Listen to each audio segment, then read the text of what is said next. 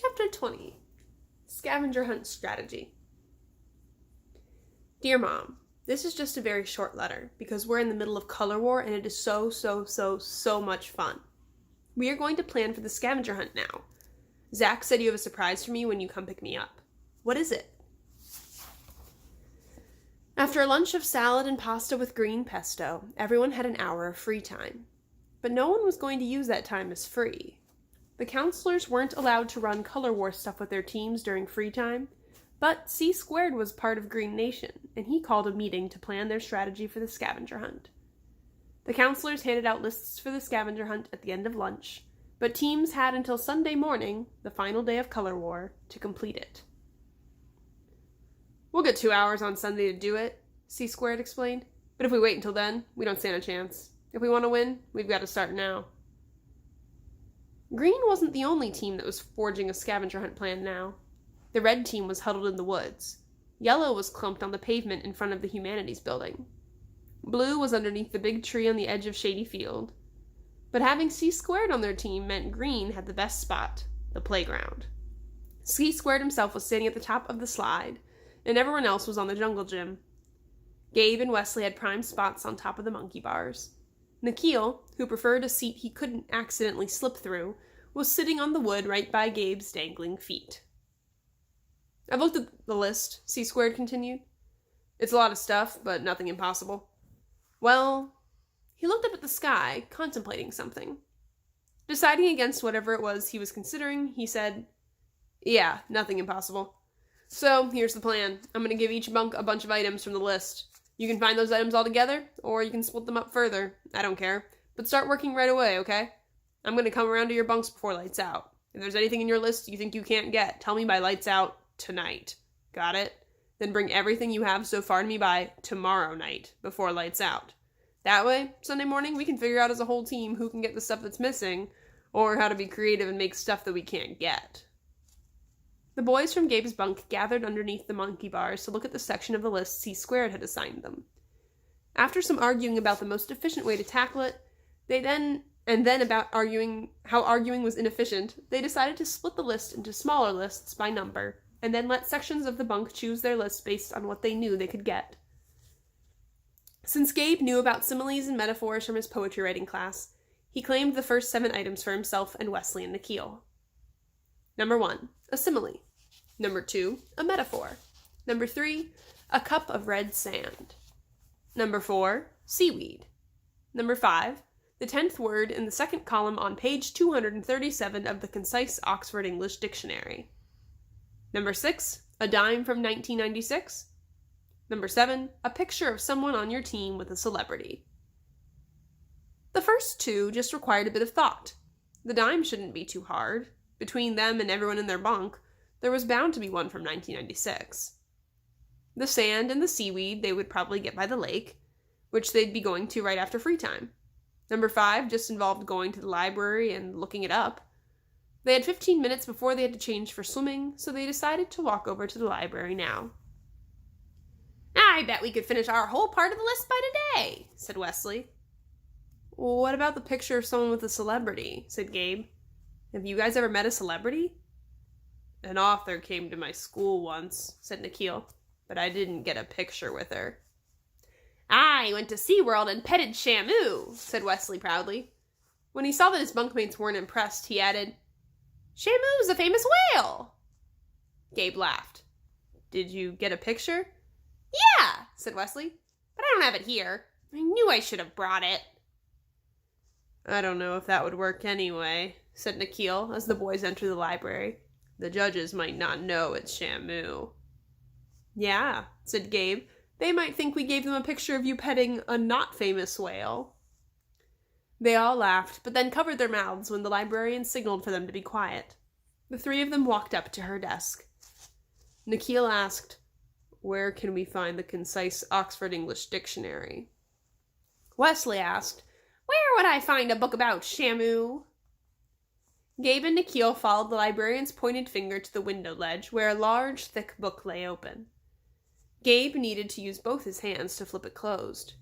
Concise Oxford English Dictionary, he read. What page? The dictionary was so big that the 10th word in the second column of page 237 was only century. They were hefting the book into the copy machine.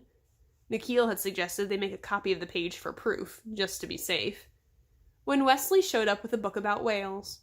He had the book open to a big picture, spread over 2 pages, of a black and white killer whale. The caption had a paragraph that said something about Shamu and SeaWorld. "Looks like the original Shamu died in 1971, said Wesley with a sad sigh. "So the Shamu I petted wasn't the really famous one." "It's still pretty famous, though," said Gabe. "We could take a picture of you and this picture. Then we'd have a picture of you and a celebrity." "That's a good idea," said Nikhil. "But it doesn't have to be Shampoo." "Shamu," Wesley corrected. "May she rest in peace." "We could take a picture of one of us with a picture of a real celebrity," Nikhil continued. "Or," said Gabe, tapping his nose, "we could take a picture we have of one of us and then photocopy it with a picture of a celebrity, and then it'll look like they're the same picture." "Or go to the computer lab and scan them," said Wesley, forgetting that he was in mourning for Shamu. "Oh, I know," said Gabe. He remembered that C-Squared had said something about being creative and making stuff they couldn't get. He realized with a jolt of excitement that this was the spirit of the scavenger hunt. "We could, get a girl counselor to put on big sunglasses and a hat and put her hand up like she doesn't want to be photographed, and then take a picture of her like that and one of us. It would totally look like we're with a celebrity." "Is that cheating?" asked Nikhil. "I don't think so," said Gabe. "It's like C-Squared said. We should be creative." "He said we'd be creative on Sunday morning to make stuff nobody could get for real," Nikhil clarified. "First, let's see if anyone at our bunk has a picture with a celebrity. That'd be easy and safe." "We can ask people at swimming," said Wesley. "Swimming," said Nikhil at the start. "We'd better hurry up." In the 15 minutes the boys had spent in the library, the weather seemed to have forgotten that it was summer. Big blocks of clouds blanketed the sky in gray. The humid air dropped in temperature, and a rising wind cut along the top of the lake. It wasn't raining, so swim wasn't canceled, but the air was so cold that most of the kids chose to stand around on the dock wearing their towels like cloaks. Nikhil called staying out of the water to look for dimes and celebrity photos. That meant Gabe and Wesley had to go in search of red sand and seaweed. "You're brave," Amanda said to Gabe when she saw that he and Wesley were going in. Her towel was wrapped tightly around her whole body and head so that only her face was visible. Gabe rolled his eyes. "I hope we find this stuff quickly," he said to Wesley. He put on his prescription goggles. "Me squared," said Wesley. He fastened his nose plug. The two of them jumped off the dock. "Yow!" shouted Wesley. "It's as cold as an ice age in here." "That's a simile," Gabe said. "We can use it for our list." "Okay," said Wesley with a shiver. "Now let's get the other things and get out." Gabe dove deep underwater and looked for red sand and seaweed. After a few minutes, he changed his goal to finding any color sand and any weed. He swam out to the floating dock. He swam back to the shore, where the water was lapping loudly against the rocks. But the floor of the lake had only mud, and the water was devoid of plant matter. After 10 minutes, the boys climbed back onto the dock and huddled in their towels. They didn't have any red sand or seaweed, only goosebumps and blue lips. They hurried over to Nikhil, who was standing where the dock met the shore. "Did you find someone with a celebrity photo?" Gabe asked. Nikhil shook his head. "A 1996 dime?" asked Wesley. Nikhil shook his head again. "And I thought we'd be done with our list by dinner time today," Gabe thought. He had daydreamed about reporting to C-Squared that there was nothing on their list they couldn't find, because they had it already. Then C-Squared would congratulate them and ask them to help him find a few items from his own list, and while he was at it, invite them to spend recess with him and his friends. Then Gabe would fill up the left column of his logic proof with all the cool stuff they did, and Modus Tollins would prove that he was not really a nerd. Now, Gabe felt stupid for even having imagined that. They only had 3 of their 7 items, and it looked like the odds of finding the others were slim. Jenny Chin, wearing her towel like a long, form-fitting dress, waddled over to the boys and tapped Gabe on the shoulder. "I shouldn't even be talking to you because you're on green and you're the enemy, But my brother told me to tell you that he wants to talk to you tonight when he comes around. Instead of feeling elated at C-Squared's wanting to talk to him, Gabe felt miserable. There went their chances at not talking to C-Squared until the next night, when they might have figured out how to get some of their missing items. How come? He asked. Jenny shrugged and waddled away. He's not coming around until after activities, Gabe said, in an effort to reassure his bunkmates and himself. Let's try to at least get one more thing by then. Problem. Am I a nerd who only has nerdy adventures? Hypothesis. No. Proof. Things I can tell Zach. I'm not a nerd. Things I can't tell Zach. I am a nerd. Number 14. We got 3 of our scavenger hunt items. Number 14. They are a simile, a metaphor, and a word from the dictionary. Chapter 21. The first bit of luck. Their first piece of good luck happened during dinner. Hot dogs with color-coded toppings, mustard, ketchup, relish, and dyed blue sauerkraut. Word spread that one of the red team members had an extra 1996 dime and that he would sell it to another team for the right price. Gabe and his bunkmates went over to his table.